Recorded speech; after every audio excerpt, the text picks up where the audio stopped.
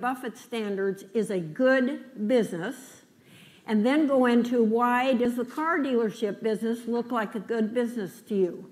A good business is the one that earns a high rate of return on tangible assets. Very simple. That's pretty simple, yeah. And the very best businesses are the ones that earn a high rate of return on tangible assets and grow. But even ones that don't grow, if they earn a high return on tangible assets, and then of course if you don't pay too much, they can be a good investment. They're a good business to start with by the high returns. If you pay too much for them, you can turn a good business into a bad investment. But if you pay an appropriate price, you can do all right. Now the big mistake which we made in the early years was to try and buy a bad business at a really cheap price, and it took me about 20 or 30 years to figure out that wasn't a good idea. But this is the car business, the car dealership business, if run well, can be a very good business. You have no receivables to speak of. You floor plan your inventory. You can lease your real estate. We don't do that. We'll own 95% of our real estate. So you can have very little capital actually invested in the business. And you do a large volume. Van Tile, which we bought, has 78 dealerships. They'll average over $100 million a dealership. So you can work on fairly narrow margins and still earn a high return on capital if you don't tie up much capital into $100 million of business. And how many car dealerships are there in total in the United States? Well, there are over 17,000 car dealerships in the United States.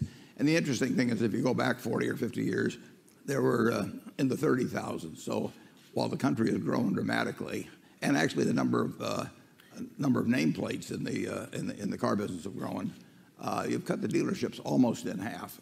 So the average dealer now does far greater volume than when I was growing up. Well, by all means, visit a Berkshire Hathaway car dealership in the next year and report back. Now, Ed, let's go from that to an entirely different industry, the big banks of the United States. Right.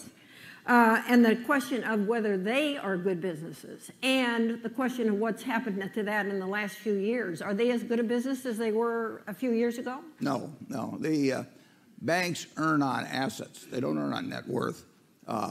You calculate it eventually as to what they earn on equity or net worth. But assets are the earning factors, and they've changed the rules so that you have to have more net worth per dollar of assets. And obviously if you have more net worth per dollar of assets and you're earning a constant amount on assets, your earnings on net worth go down. Now they were ungodly profitable, the better ones were, back 15 years ago or 10 years ago even, when they had high ratios of assets to net worth. And some of them even cheated in terms of having even more assets than the regulators would have allowed. And you had these sieves, as they were called. Citigroup had a whole bunch of them.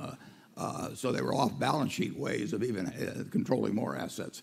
But all of that sort of thing has been terminated, and now they've got much lower limits as to the assets to net worth ratios. And the bigger the bank, to some extent, the lower that ratio can be. So what was a very profitable business has been turned into a good business if executed well. It's a pretty simple business. I mean, you get your money cheap, very cheap.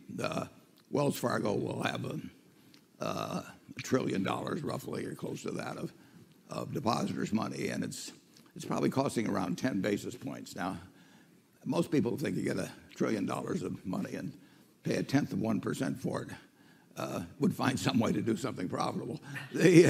But the banks have always gotten in trouble on the asset side. They've never gotten in trouble on the liability side, basically. But they really haven't gotten in trouble too much on the expense side.